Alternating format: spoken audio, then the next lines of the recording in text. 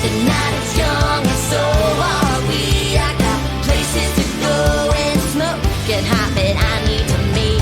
Live a life fancy free, wild and crazy. Who wouldn't want to be me? So raise a glass up with a little love. I'll find a young pup and make him follow me home. I ain't close to done, so boys you better run, 'cause here I come, I'm going out with.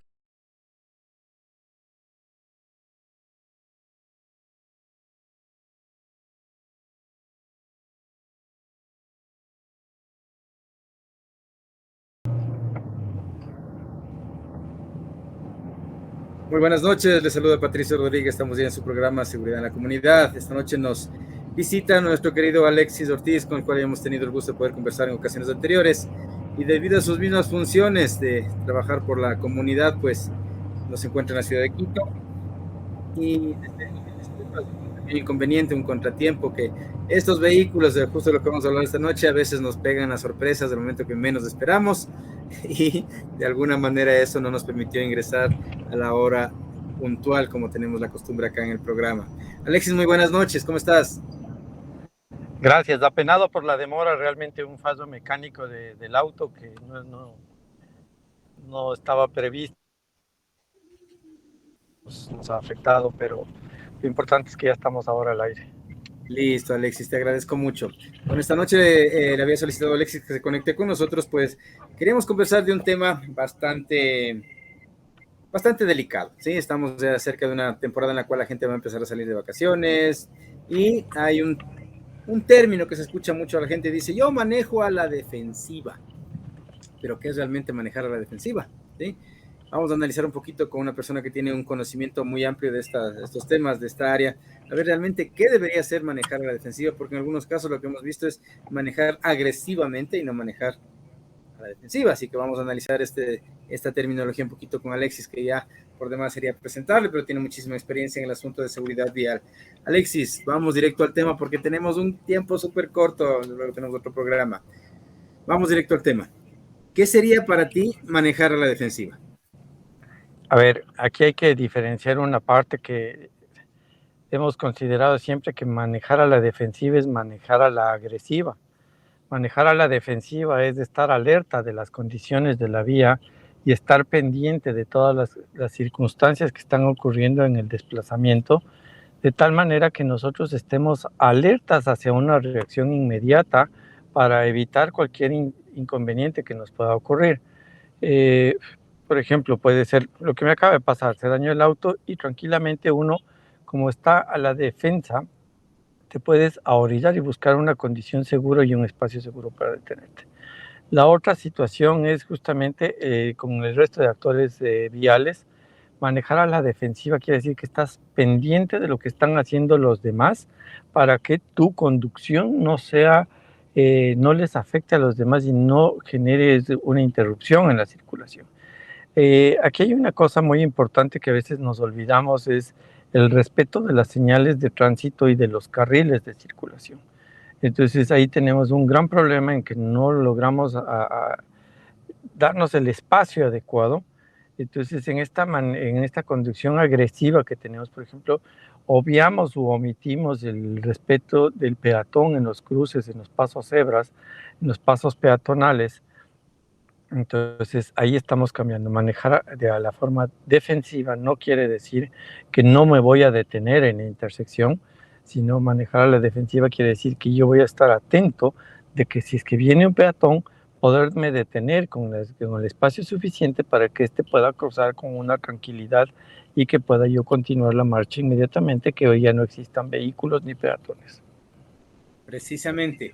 Otra gran confusión que a veces se da con las personas es que piensan que el que maneja la defensiva de pronto es el experto en seguridad de protección, que lo que hace es de evitar que le cierren el paso, hacer una vuelta de 360 derrapando con el freno de mano y cosas por el estilo. Entonces son conceptualizaciones que la gente a veces confunde un poquito, porque si es que desde las instituciones oficiales nos dicen maneje la defensiva, pues deberían también, sumado a esta recomendación muy válida, pues hacer campañas para que la gente realmente entienda qué es esto de la conducción defensiva.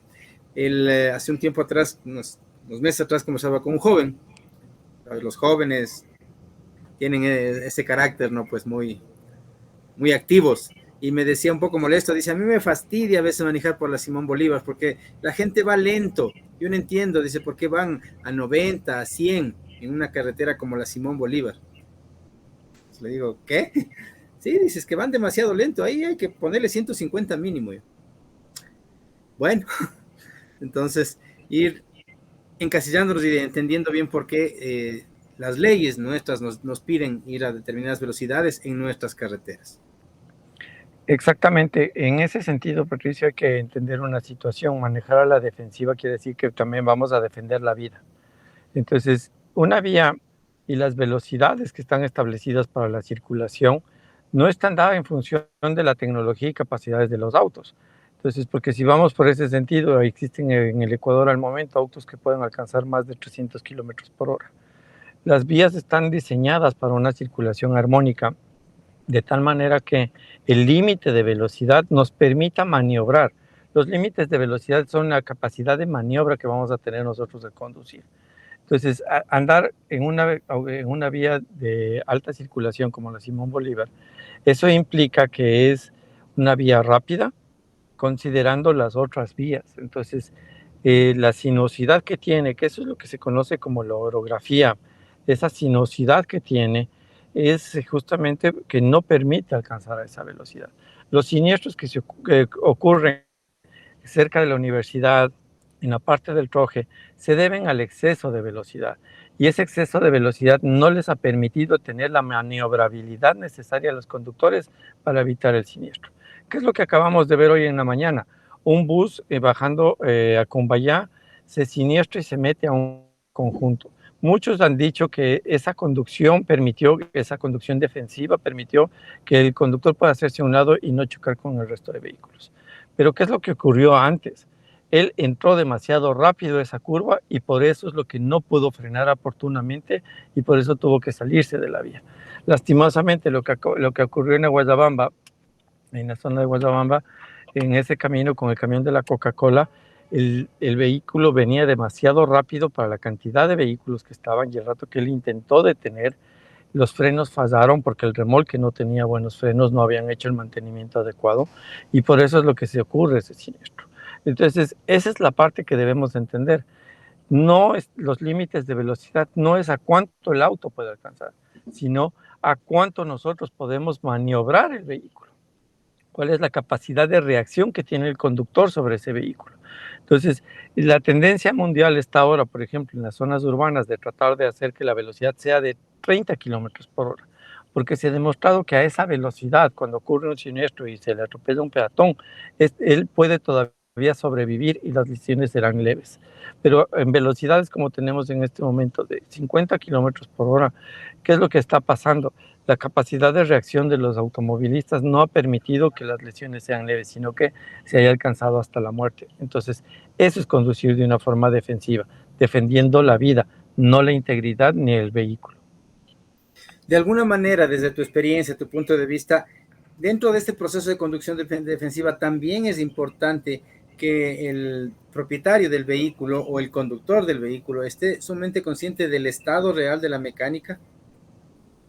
Justamente mira lo que nos está pasando, los reportes que acaba de dar recientemente que salió. El 40% de vehículos no pasó la primera revisión vehicular en primera vez, considerando de que existe un 20% que está evadiendo la revisión técnica vehicular. Entonces, esas cifras nos dan a que las principales fallas son por emisiones, son por frenos o son por suspensión. Entonces, si es que esas son las primeras fallas, quieren decir que están circulando vehículos que son inseguros y altamente contaminantes. Entonces, eso nos demuestra de que no sabemos lo que estamos conduciendo. O a pesar de que sabemos, no tenemos la conciencia de la magnitud del daño que puede ocasionar ese vehículo. Entonces, la revisión técnica vehicular no es una imposición por tratar de sacar dinero a los ciudadanos. Es una forma de asegurar que los vehículos que están circulando están en condiciones técnicas idóneas para poder proteger la vida de las personas. Sí, eso es sumamente importante. En algunas ocasiones también vemos que, como tú dices, hay evasiones indirectas y también hay evasiones directas. en este país y en muchos países de Latinoamérica tenemos esta frase de que el que tiene padrino se bautiza y simplemente van, presentan el vehículo, se modifica un poquito ciertas cosas y el vehículo aparentemente pasa, porque si no al propietario le tocaría incurrir en otro tipo de gastos que muchas veces no queremos hacer. Dice, no, estar ahorita cambiándole de llantas, estar ahorita arreglándole los frenos, no, que póngale que pase nomás y de alguna forma nos hallamos, nos inventamos de alguna manera para que ese vehículo pase las pruebas.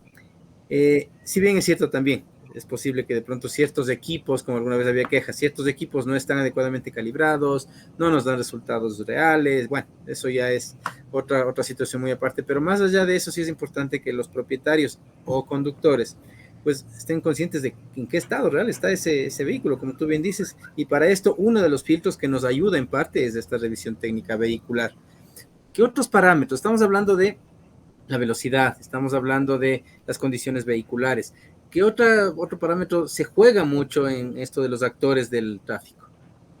Ya, para complementar el tema de los vehículos, la revisión técnica vehicular, mucha gente lo que hace es maquillar a los autos para hacerlos pasar. Entonces, lo que nosotros tenemos que hacer es el mantenimiento periódico y lo que busca la revisión técnica vehicular es asegurarnos que ese mantenimiento periódico nos permita tener buenas condiciones del vehículo. Entonces, de ahí, ¿cuál es el siguiente factor? El estado de las vías, las condiciones de la infraestructura vial. Nosotros tenemos que la gente percibe que una mejor carretera, que una carretera más recta, le va a permitir tener mayor velocidad. Y no es así. Una carretera recta, una carretera con menos curvas o que las curvas sean más rápidas, lo que nos permite es aprovechar esa infraestructura para circular de mejor manera, con mayor distancia. Y eso es lo que no entendemos, esa condición que nosotros tenemos. Las vías tienen que ser, lastimosamente, el mantenimiento vial es deficiente, no se acostumbra a barrerlas, mucho menos a lavar las carreteras. Ni siquiera las vías urbanas se las lavan, peor las carreteras laterales. Entonces, ahí viene una condición, también la señalización que debe estar. La señalización tiene que ser oportuna, de tal manera que el conductor pueda alcanzar a tener esa condición de cambio de carril, de cambio de sentido, de regular la velocidad. No puede ser posible que, por ejemplo, en vías como la Oyacoto, tenemos una velocidad marcada en el piso y otra velocidad de forma vertical. Entonces, ahí tenemos una inconsistencia. ¿A cuál de las dos le creemos? ¿Cuál es la válida? Entonces el usuario va a decir la de mayor valor, el agente de tránsito te va a decir la de menor valor. El momento que exista una muerte realmente por cualquiera de las dos que irrespetamos, hemos generado una víctima. Entonces ahí nosotros tenemos que tener esa conciencia. Esa parte del estado de las vías depende no solo de los cuidados que tiene que dar las autoridades correspondientes, sea el municipio, sea el Consejo Provincial, también está en nosotros, en no botar basura, en tener que evitar que los autos tengan este liqueo, que boten combustible, que boten aceite, y tratar de evitar el tirar la basura. Esto es otro contaminante que está en la vía y que también puede generar problemas. Entonces, eso es lo que tenemos que respetar, esos espacios de circulación. La ley de tránsito nos dice circular por el carril derecho. Circular, la preferencia está por el carril derecho y el que necesita rebasar tiene que cambiarse de carril y coger el carril izquierdo. Aquí tomamos una costumbre de que yo voy a cualquier velocidad sin importar el carril en el que estoy. El carril izquierdo debería estar siempre libre y solo debe utilizarse para poder rebasar. Entonces, ese es parte del aprovechamiento de ese espacio que está ahí. Y cuando viene una intersección, tengo que respetar, porque esa intersección es el cruce que tiene la posibilidad del peatón de continuar su marcha. El peatón tiene la prioridad siempre, el ser humano tiene la prioridad. Muy bien, estamos hablando este tema súper interesante de la conducción defensiva. Y habías hablado que existe todo lo que se denomina los actores del tránsito, de la vialidad. Dentro de esto, obviamente, el peatón es uno de los elementos más de este juego, ¿no es cierto? Pero, ¿qué podemos hacer? ¿De qué manera el peatón tiene que educarse? ¿Dónde debe educarse? ¿Cómo debe educarse? Para saber cuál es su función, cuál es su papel y qué tan importante es las acciones que él toma, las decisiones que él toma y las repercusiones de una decisión negativa. Ya, ahí viene una parte primordial. La vereda, el estado de la vereda es parte fundamental. Lastimosamente, las autoridades no consideran a la vereda como un elemento fundamental de la circulación. La vereda es el espacio en el que va a estar destinado para el peatón. Y el momento que tiene que cruzar tiene una intersección y lo que se tiene que buscar es cruzar siempre en las intersecciones. La primera imprudencia que cometemos nosotros al ser peatones es cambiarnos y cruzar por media calle.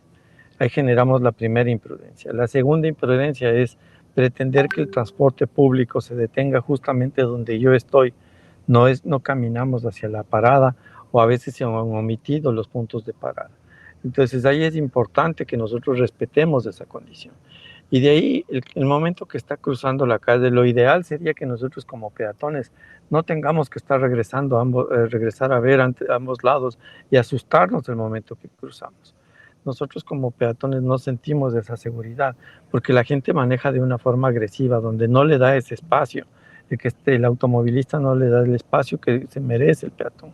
Entonces, si es que el peatón comete una imprudencia, el automovilista debería tener la capacidad de reaccionar para no atropellarlo.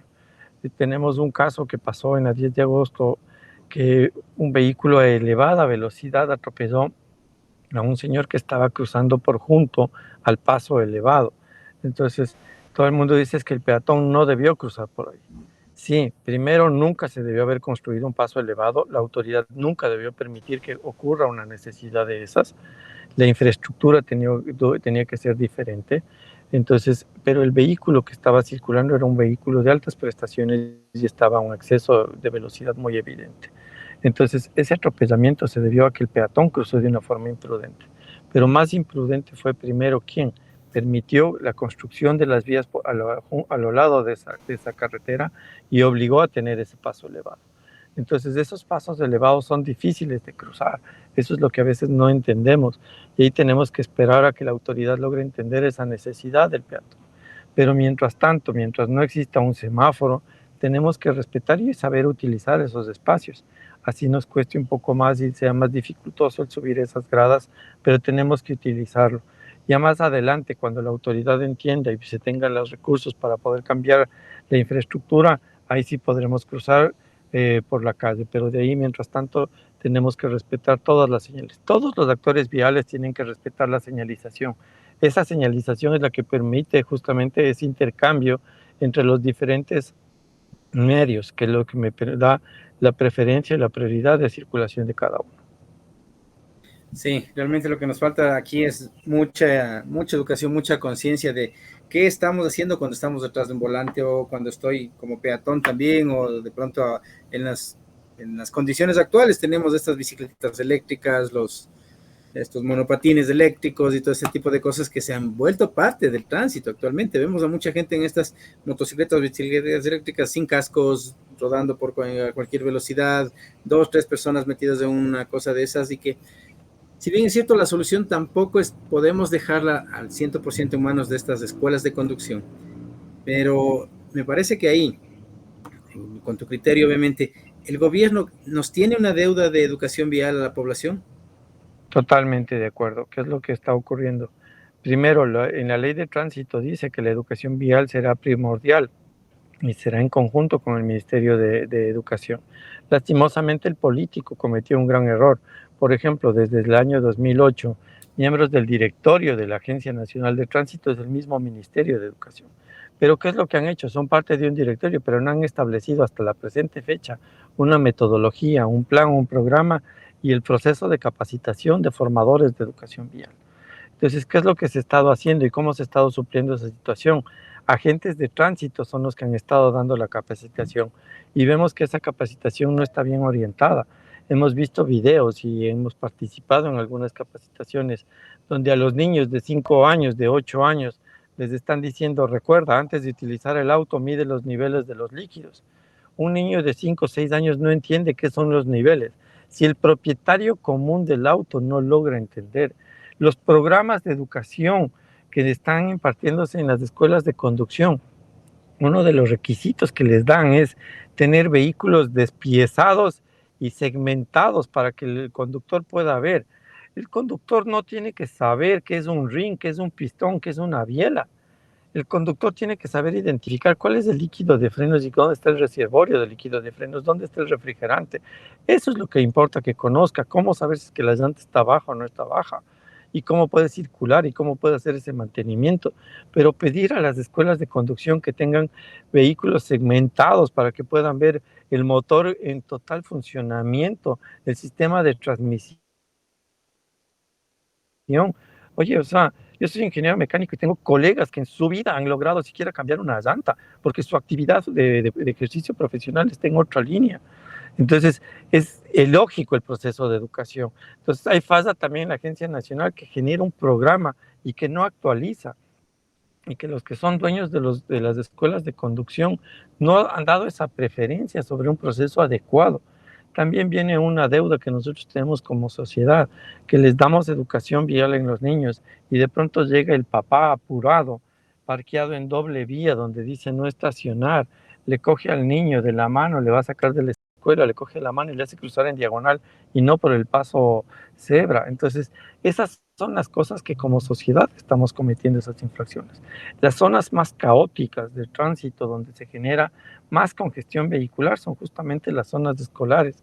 ¿Por qué? Porque el sistema educativo y el sistema de transporte público no está definido para defender bien a la sociedad. Entonces, eso es lo que falla mucho, y esos programas de educación no están dando el resultado. Lo que nos está haciendo falta también es incrementar los procesos de concienciación, que nos hagan medir cuál es la realidad sobre los efectos de esas imprudencias que estamos cometiendo. Entonces, eso es el cambio que estamos necesitando. No seguir tratando de enseñarnos de qué se trata de un pistón y qué es una biela y cómo son los rines y dónde va el rin de aceite.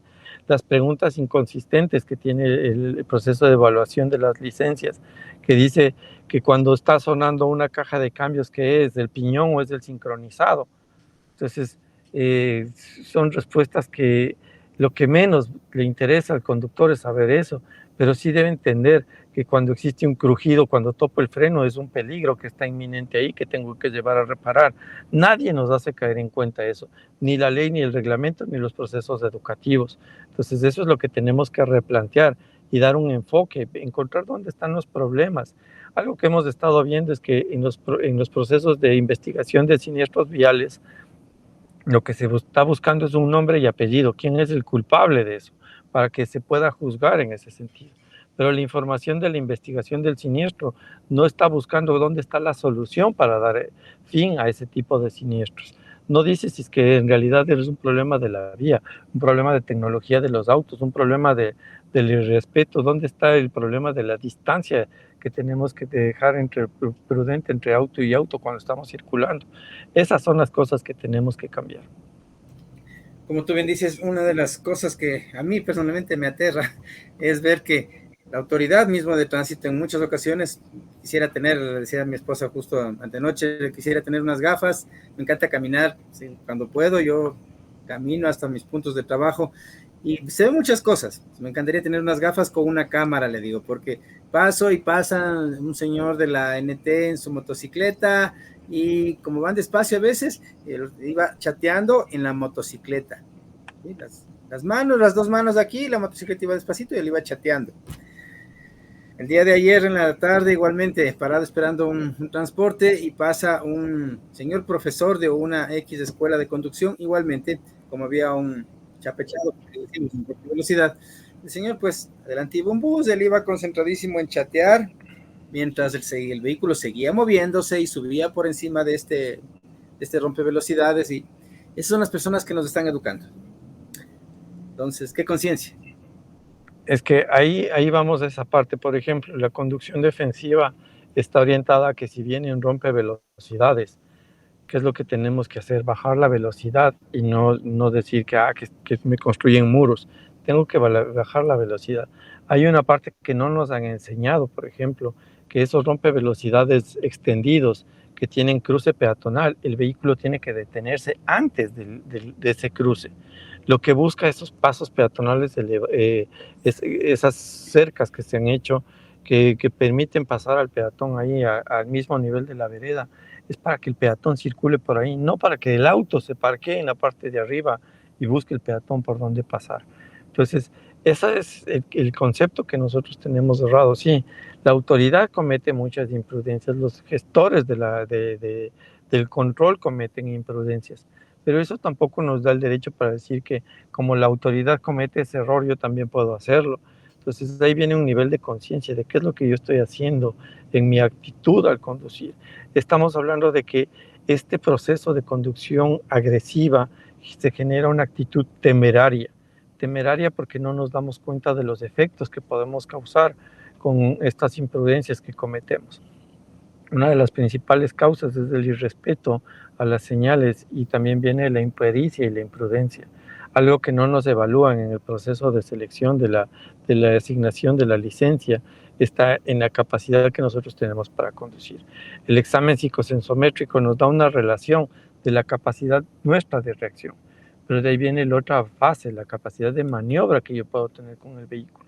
Entonces, ahí es donde nosotros tenemos que cambiar esa situación. Lo importante es que tengamos una reflexión sobre lo que nosotros estamos conduciendo, cómo nos estamos conduciendo y cómo estamos respetando esa interacción con los otros actores viales. Topando el tema de esto del examen psicosensométrico, igual, no sé, no es mi especialidad, obviamente el área de la conducción, no tengo la experiencia que tú manejas en este sentido, pero ¿hasta qué punto podría ser válido? Que en algún momento esta prueba también del examen psicosensométrico varía un poco. ¿En qué sentido?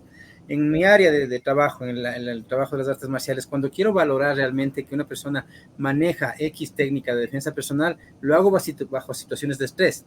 Porque si le digo, a ver, estamos todos tranquilos y le ataco de una forma relajada, pues él reacciona de una forma. Pero cuando le ataco con un grito o bajo estado de fatiga mental o física, las reacciones motoras son diferentes. Entonces, ¿hasta qué punto podría ser válido en algún momento analizar la posibilidad de que también un examen psicosensométrico se realice bajo una situación de estrés mental o físico?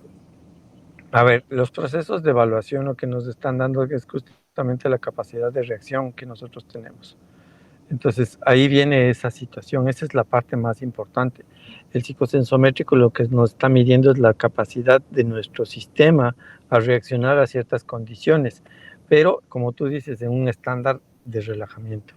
Entonces, ahí existen una parte de las pruebas que sí te permite cierto nivel de estrés conforme la rapidez de las respuestas se van acelerando, pero todavía no llegas a esa condición de excesivo estrés. Eso ya depende de cada persona, cada uno tiene un nivel de tolerancia al estrés, a las preocupaciones de forma distinta. Entonces ahí viene un llamado a que el momento que nos sentamos al volante tratemos de desconectarnos de nuestros problemas para estar concentrados en la conducción. Muchas veces conducimos de una forma alterada y esa alteración estamos trasladando en esa maniobra equivocada que estamos haciendo. Entonces ahí viene, es difícil desconectarse de los problemas, es difícil desconectarse de las preocupaciones. A veces justamente cogemos el carro porque tenemos una necesidad urgente, pero ahí es preferible tener un poquito más de cabeza. Entonces, eso es una parte importante, que los procesos de evaluación tienen que ser, por eso el examen psicosensométrico no es que necesita ser firmado por un médico, necesita que sea evaluado por un médico, porque en el proceso de la entrevista el médico sabe qué preguntas está haciendo y dependiendo de las respuestas que recibe sobre medicaciones que está tomando la persona, sobre cómo es lo que se mueve y cómo desplaza sus brazos, cómo se siente en esa entrevista, el médico puede tener una percepción distinta de lo que puede tener un técnico médico. Entonces, por eso es que el examen psicosensométrico tiene que ser hecho por un médico profesional en esa área, que de ese nivel, no por un técnico de medicina. Esas son las malas interpretaciones que se ha dado por la parte de las escuelas de conducción, donde a veces la primera queja ha sido que les cuesta muy caro el tener un médico que esté firmando esos exámenes. La pregunta ¿es muy caro salvar una vida? Esa conducción, ese examen, esa mala valoración nos puede costar la vida. Entonces ahí viene esa reflexión, ¿cuánto cuesta una vida? ¿Cuánto realmente puede estar costando? Tenemos unos ejemplos claros. Dentro de los fallecidos que tenemos, hace unos meses hay una niña de 4 años que falleció en la perimetral y que ni siquiera empezó la escuela. Y tenemos que hace un mes y medio acaba de fallecer un rector universitario, o sea, un científico de alta valía que tenía este país. Entonces tenemos esa gama. Los siniestros viales no distinguen condición económica, ni social, ni de formación, ni nada. Somos todos los actores los que estamos ahí, sin importar qué título ni cuánto dinero tenemos. Así es, Alexis. Bueno, el tiempo, como hemos comentado siempre, es un terrible enemigo. Estos temas son, para mi punto de vista, son súper importantes, son apasionantes, que la gente conozca realmente, que la gente se involucre. De pronto no vamos a poder hacer todas las cosas que quisiéramos, pero estamos aportando con un pequeño granito de arena de tener a profesionales como tú, pues dando esta opinión, dando esas condiciones de qué es lo que debemos hacer, cómo debemos cambiar. Te reto, 2 minutos. En 2 minutos quiero que des un consejo a todos los conductores. Bueno, lo primero que tenemos que hacer es reflexionar y que el respeto es mutuo. Los actores viales tenemos que volver a ser ciudadanos, volver a ser vecinos. Ese respeto de la vecindad, del vecino, del amigo, no necesariamente el recontrapana. Tu vecino es quien te está acompañando en la vereda, acompañando en la vía. Somos vidas y todos merecemos respeto. Y algo que tenemos que recordar es que a todos nos esperan en casa.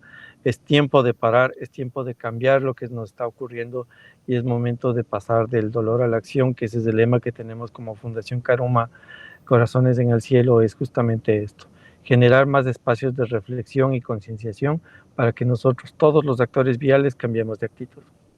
Muchísimas gracias por tu presencia, Alexis. Para despedirnos, solamente tu número de contacto por si alguna persona necesita tus capacitaciones en alguna empresa. Bueno, mi número es el 099-811-3636 y estoy a las órdenes para cualquier necesidad que se tenga y que se pueda seguir fomentando en este cambio de conciencia. Muchísimas gracias. Agradecemos también a la Coalición de Medios Digitales Alio Comunicaciones, a la Red de Medios Comunitarios de Evolución, Citizen 593, Comunisur desde Bolivia, Juntos de Organización Social, la Plataforma Cívica Nueva Sociedad, Publicarte al Día desde Loja, Red Joven Tu Imagen, Voces Milano en Italia y como siempre a Nazca, Análisis, Asesoramiento y Capacitación en Gestión de Riesgos y Autoprotección que nos permite llegar a ustedes todos los días jueves. Les espero este domingo con nuestro segundo programa, Artes Marciales y Defensa Personal, un programa súper interesante. 3 sistemas de artes marciales vamos a tener en este programa. Vamos a conversar con la persona propietaria de este dojo que se le ocurrió abrir las puertas a que varios sistemas de artes marciales entrenen ahí. Súper interesante. Domingo a las 18 horas. Les espero en Artes Marciales y Defensa Personal. Alexis, muchísimas gracias. Bendiciones mil. Y en otro día volvemos a contar con tu presencia. Fuerte gusto. Un abrazo.